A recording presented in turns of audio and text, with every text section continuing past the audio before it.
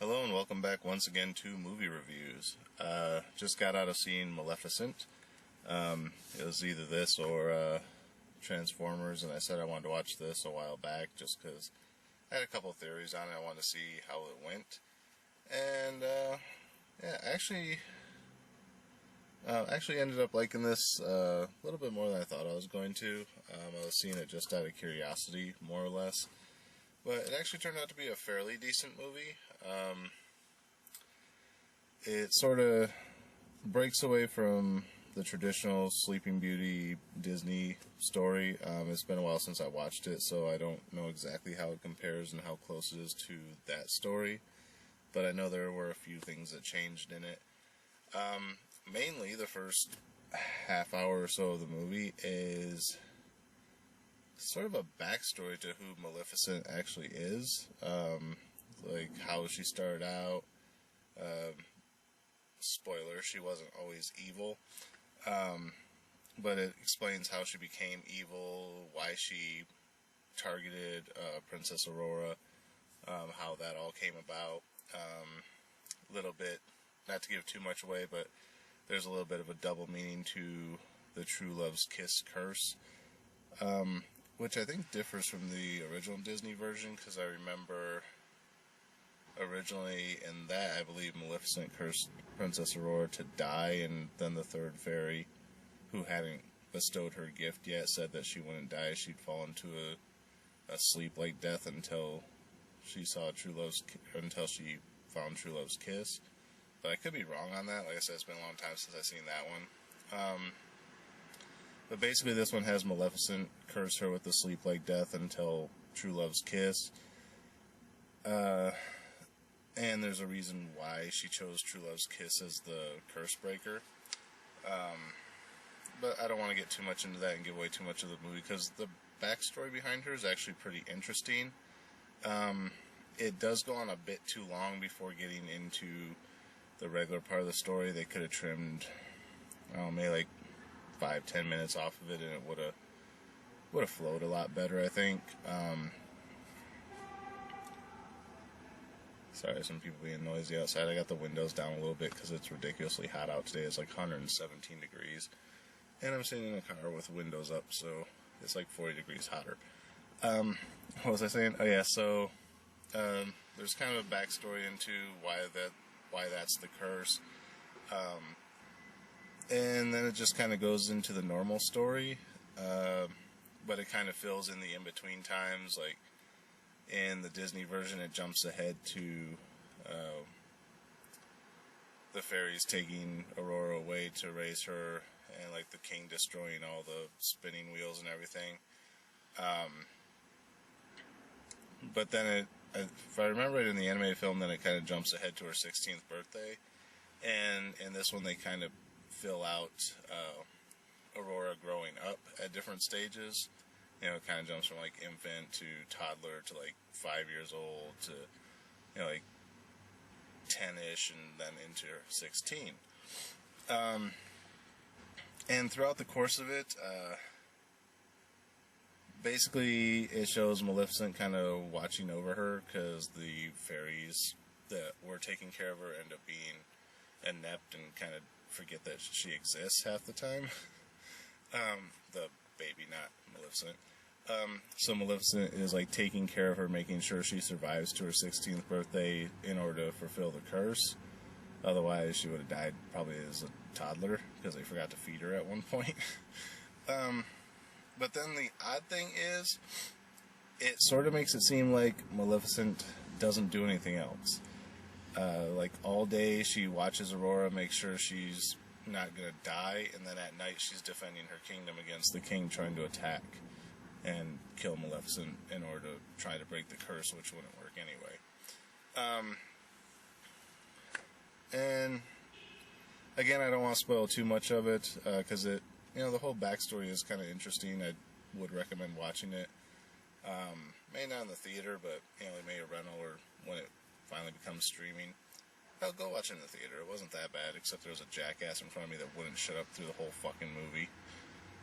So Maleficent kind of has a change of heart at one point and tries to take back the curse, and discovers that she can't. because part of the curse was nothing on earth could break the curse, other than true love's kiss. So then Prince Philip shows up. I remember his whole story arc going differently in the animated version as well, but they do, the fairies ask him to kiss her, because true love's kiss will break the curse, and they kind of make a joke about the whole they barely know each other getting married type of thing that other stories do. I think they made a joke about it in Frozen at one point too. But they're like, well, don't you want to kiss her? He's like, well, yeah, but I would feel odd about it. I mean, I barely know her. We've only met once, and it was for like 5 minutes. So kind of a ha-ha nod towards older style Disney films. So that was kind of cute. But so then Aurora wakes up and restores peace between the two kingdoms. There's a little bit more of it that goes on before that. Again, like I said, I'm not going to spoil too much of it because it is worth a watch. Yeah. But yeah, so that's Maleficent. As far as a star rating, like I said, the opening story could have shaved like 10 minutes off and it would have been a lot better. But overall, it was sort of what I expected, but better than I expected, so I'm going to do... It's not quite up there with some of the other things that I've given a 4-star rating to, so I'm going to say probably a 3.5, high 3.5, close to a 4. A little bit of tweaking, a little bit better story flow, and probably would have got a 4. But, it's along the lines of a kid's movie, so compare it to whatever other children's movies I saw that I might have given a 4 to. I don't know what I gave The Croods or something like that, but along those lines. So whatever the highest one I ranked out of there, it'd be pretty on par with that. Also, during the previews, I did notice apparently Disney's working towards doing live-action versions of all the Disney princesses, because one of the previews was like this crystalline diamond gem thing spinning around on the screen, and it was zoomed in so you really couldn't tell what it was.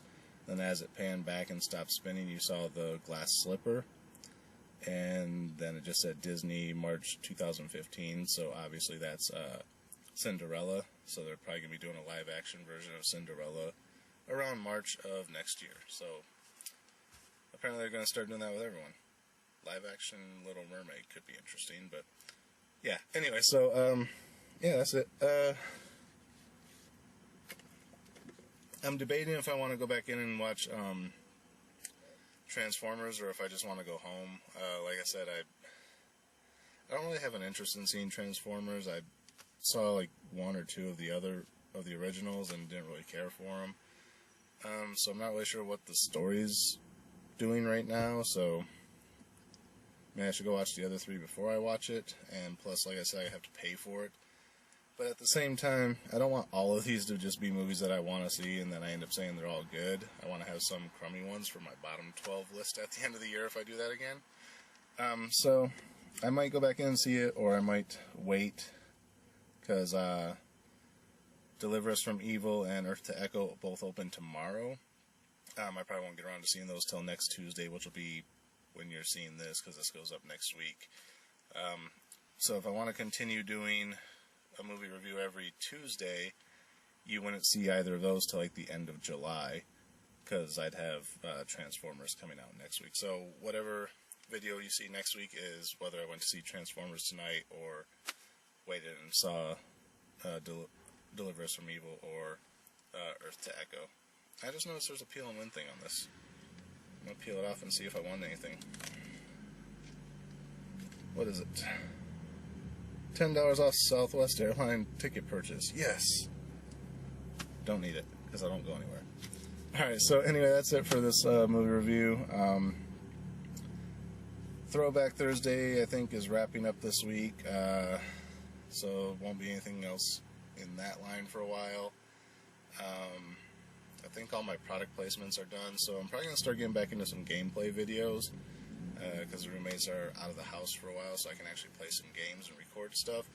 So that mixed with whatever movie reviews I do are going to be what you end up seeing throughout the rest of this month, probably, unless I find something else for product placement. So yeah, that's the upcoming schedule. Also trying to think if there's anything I want to do for the big 200th episode coming up. I think I'm like 20 episodes away. 20 videos away, I should say. It'll be my 200th video on YouTube, or my blog, or whatever you want to call it. So, if you got any ideas for that, drop them in the comments or an email, let me know. I'm open to suggestions. Anyway, that's it for this episode. Told you my schedule. I'm not sure if I'm going back inside or not. So, as always, thanks for watching, and we'll see you on the next episode of Movie Reviews.